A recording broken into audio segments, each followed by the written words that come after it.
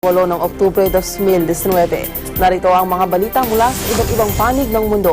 Ito ang Eagle News International Filipino Edition. Sa ulo ng ating mga balita. 2 katao kinasuhan dahil sa paglabag sa face mask ban sa Hong Kong.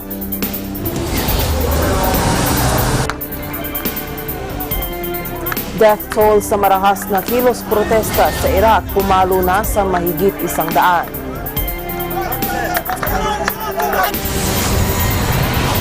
North Korean vessel bumangga sa isang Japanese patrol boat sa Sea of Japan. U.S. Secretary of State Mike Pompeo tinawag na harassment ang pagsabina ng Democrats sa White House kaugnay ng impeachment inquiry laban kay President Donald Trump.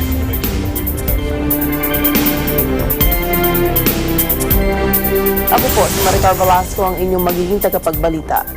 Sa detalye ng mga balita, ilang Hong Kong democracy protesters ang inaresto ng mga otoridad dahil sa hindi pagsunod sa bagong face mask ban at 2 sa mga ito ang kinasuhan. Ayon sa Hong Kong authorities, isang lalaking university student at isang 38 anyos na babae ang unang sinampahan ng kaso dahil sa illegal na paggamit ng face mask. Ang mga ito ay sinampahan ng unlawful assembly na may parusang 3 taong pagkakakulong at sa hindi pagsunod sa mask ban na may parusang 1 taong pagkakabilanggo. Kapwa naman nakalaya ang 2 matapos magbayad ng piyansa. Kaugnay nito, sinabi ni Hong Kong Chief Executive Carrie Lam na kailangang maipatupad ang nasabing hakbang para mapigilan at mabuwag ang mga malalaking kilos protesta na nagiging bayolente.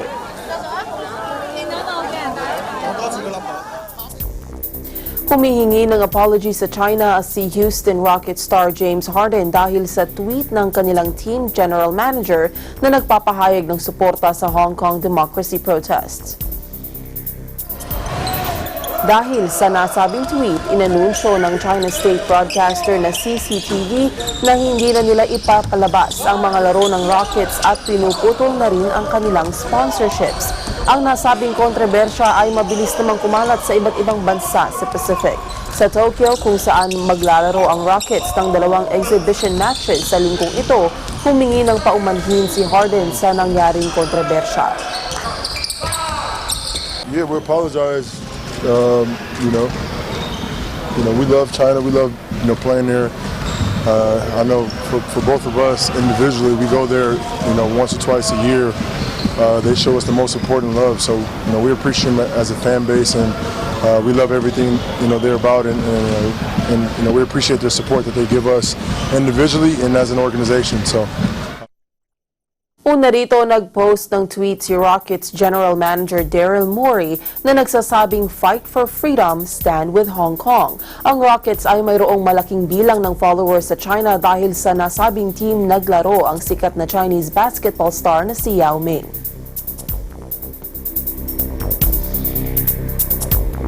Pumalo na sa mahigit 100 katao ang namamatay sa nagpapatuloy na anti-government rally sa Iraq. Noong linggo ay walang protesters ang nasawi sa sagupaan ng mga protesters at security forces sa Iraqi capital.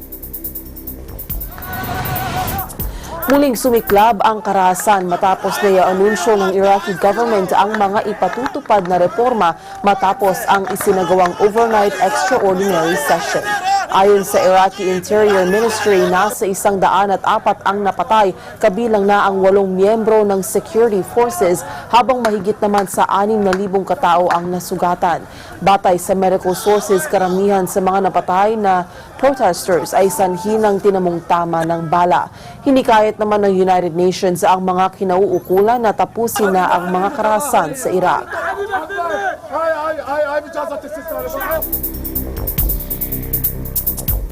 4 katao ang patay habang 5 ang nasugatan sa pamamaril sa isang bar sa Kansas.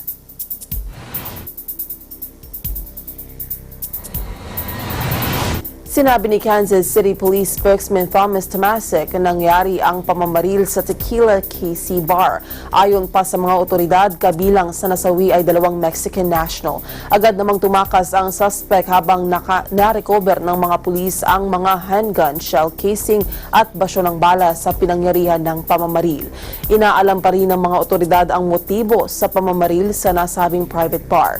Naglabas naman ang mga pulis ng larawan ng mga suspect at humingi ng tulong sa publiko na matukoy at matunton ang mga ito.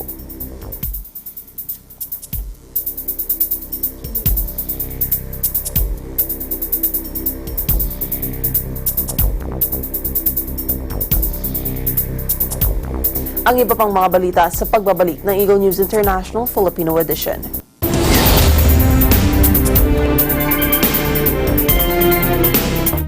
Mga isyung panlipunan.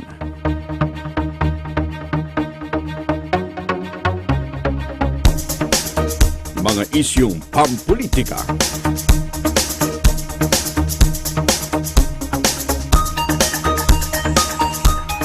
Tatalakayin, lilinawin, kasama ang mga batikang komentarista, Congressman Dante Marcoleta at Jen Sobartiaga sa Ganang Mamamayan. Lunes hanggang Biyernes, alas 8 hanggang alas 9 ng umaga.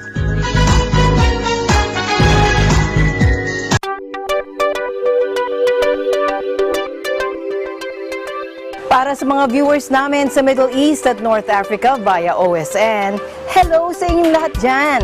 Ako po si Alma Angeles at araw-araw tayong magkasama sa Eagle News International. Dito tayo sa Net25 at OSN, siguradong at home ka dito. Agila Balita, Lunes hanggang Biyernes, alas 12 ng tanghali hanggang alauna ng hapon.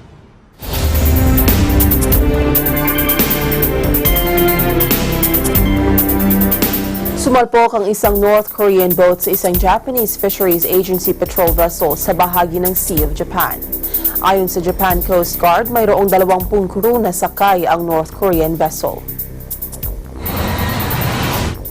Ayon sa isang Japanese Fisheries Agency official na si Satoshi Kuwahara, binalaan ng kanilang patrol boat ang North Korean vessel na umalis sa nasabing lugar dahil sakop ito ng Japan Exclusive Economic Zone. Sinasabing nawala ng kontrol ang North Korean ship kaya't bumangga ito sa Japanese patrol boat na Okuni at ito ay lumubog. Wala namang nasaktan sa mga crew member ng Japanese patrol vessel. Nangyari ang banggaan 350 kilometro sa hilagang kanluran ng Noto Peninsula sa Ishikawa Prefecture sa Central Japan.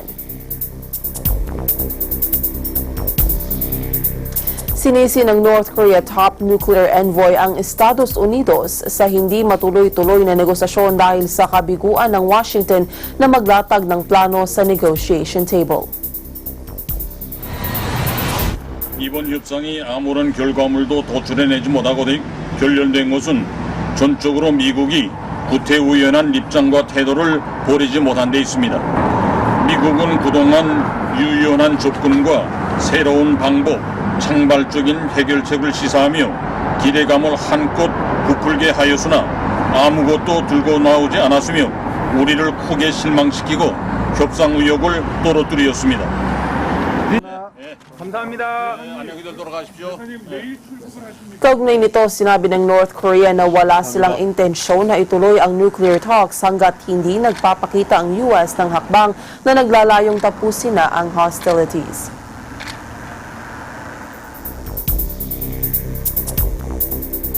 Magpapatupad ang Immigration Department ng New Zealand ng malaking pagbabago sa pagkuha ng mga employers ng migrants.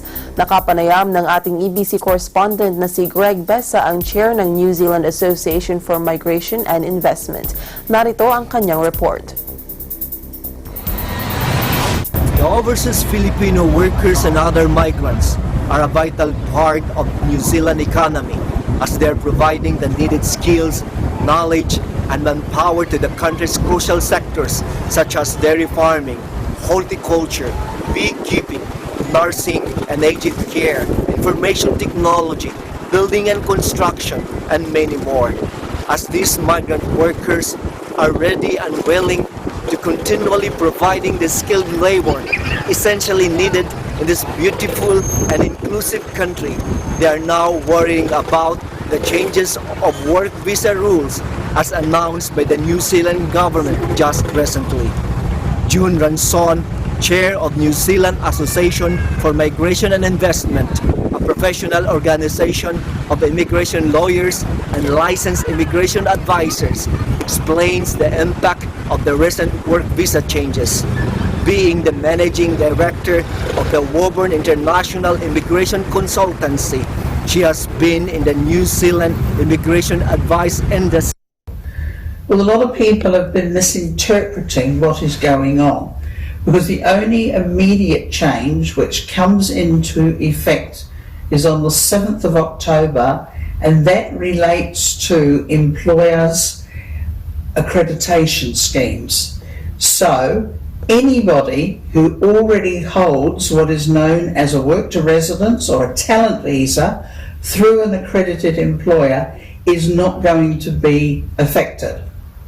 It is going forward after the 7th of October that to get that visa, the employer has to increase their salary offering to $79,560 per annum. Now, when we move away from employer accreditation as we now know it, from the middle of next year approximately going forward, so we're talking 2020 and 2021, there are going to be changes coming through, and they are going to be relating to the work visas. Now, currently, when people are looking for getting a work visa, it's very much connected to the job that is going to be offered, and it's been controlled by what is known as ANZCO.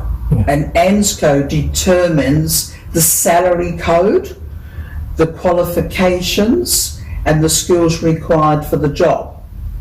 Now, the change that's going to come through, because they're going to eliminate ANZCO, it's going to be controlled by salaries. Overall, the ideal thing is for migrants to be able to bring their skills to this country and be able to work alongside New Zealand residents and citizens and be able to upskill them by passing on the knowledge that that migrant has to the local people. With regard to the benefit of it all, there's going to be more security for that migrant employee, because one of the changes they're going to be bringing in is that they're going to be making all employers become accredited. Now, this is quite different to the existing accreditation that is in force. But what this accreditation is going to do, an employer has to have that accreditation in place before they will be able to employ new migrants. Majority, if not all, of overseas Filipino workers and their migrant counterparts are looking forward to making New Zealand as their permanent home, wherein they can work to the best of their knowledge, skills, and ability. Yet, the recent announcement of work visa changes has created uncertainty for them, at least for now. From Wellington City, New Zealand, this is Greg Besa. I am and will always be one with 25. Tinawag ni U.S. Secretary of State Mike Pompeo ang pagsabpina ng Democratic lawmakers sa White House para ilabas ang umunoy paperwork na may kinalaman sa umunoy pag-pressure ni U.S. President Donald Trump sa Ukraine para sa hangaring politikal. We'll obviously do all the things we're required to do by law. I was a member of Congress once. Article 1 has a certain set of powers, and Article 2 has an obligation to make sure that we protect officials at the State Department. And sadly, there have been congressional inquiries that have harassed and abused State Department employees by contacting them directly and seeking to have them provide documents that belong to the State Department, that are official U.S. government records, and asking them to do so without saying, hey, don't bother calling the State Department lawyers, just talk to us directly. That's harassment, and I'll never let that happen to my team.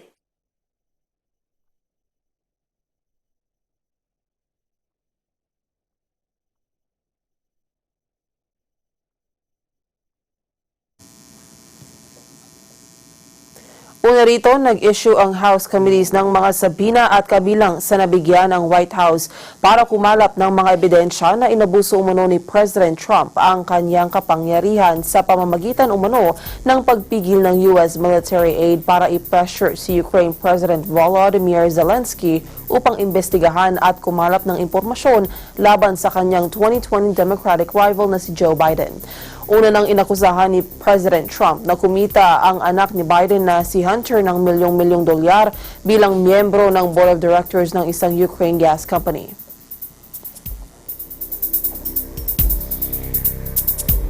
Ang iba pang mga balita sa aming pagbabalik.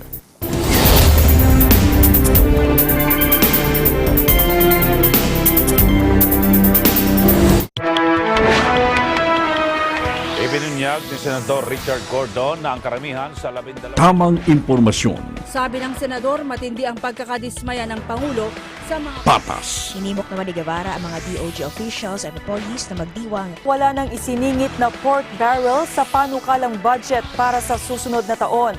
We're very confident that this bill will pass. tapat, Batay sa pinakahuling report, nakapasok na sa lalawigan ng Pangasinan ang mga karne ng baboy na kontaminado ng African Swine Fever. Tim Con walang aaksaying panahon bilang bagong head coach ng Gilas Pilipinas. Nakuha ni Juan J.M. Omboy ng Trackma Knights ang panalo labang kay Almerito Penetrado ng Trackma Warriors. Asuman nyo, mata kabuuan ng mga balita. ng Agila, Lunes hanggang Biyernes, alas 6 hanggang alas 7:30 ng gabi. At mata ng Agila Weekend, Sabado, alas 6 hanggang alas 7 ng gabi. Dito sa impilang naghahatid ng mga makabuluhang balita, edutainment, at isyong may kinalaman sa teknolohiya. Net 25. Agila Balita, Lunes hanggang Biyernes, alas 12 ng tanghali hanggang alauna ng hapon.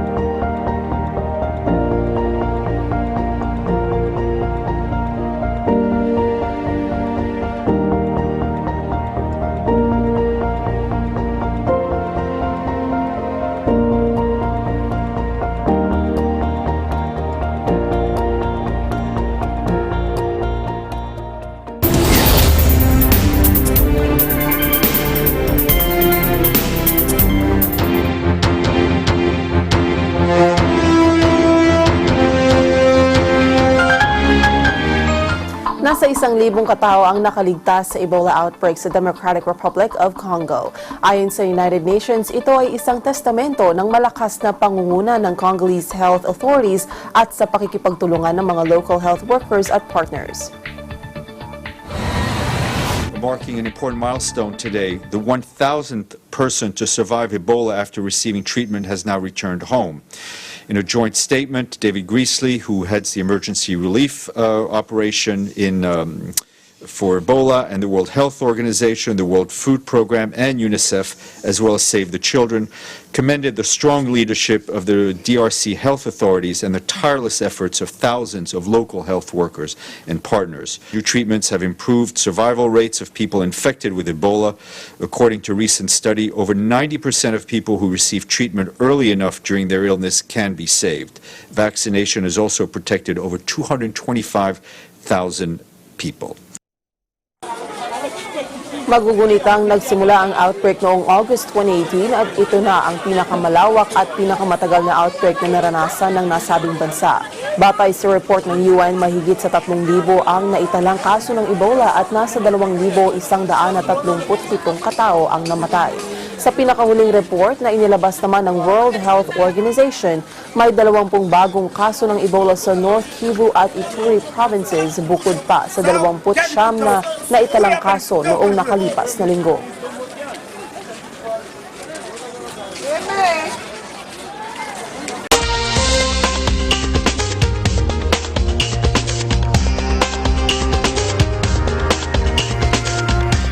Dalawang wild elephants ang nailigtas ng mga rescuers matapos matrap sa isang waterfall sa Thailand. Ngunit 6 na iba pa ang natagpuan ng mga otoridad na namatay matapos tangayin ng malakas na current. Panoorin natin ito.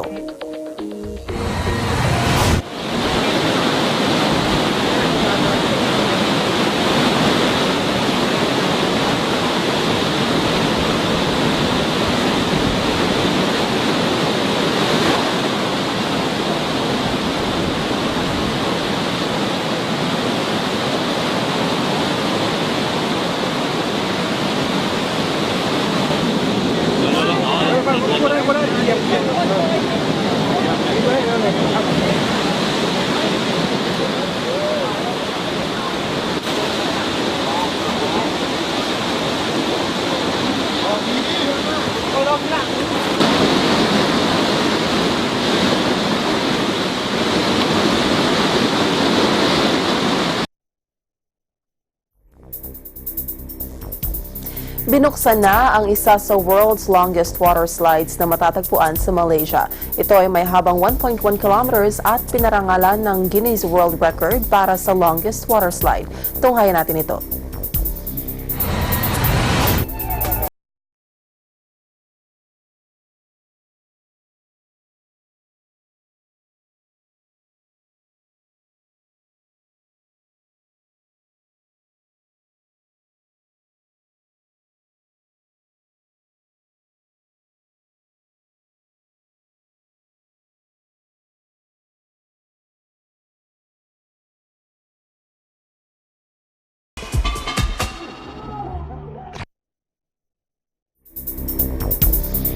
At yan ang kabuuan ng mga balita mula sa iba't ibang bansa. Eagle News International Filipino Edition.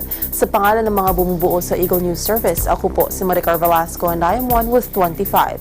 Susunod na ang Agila Balita.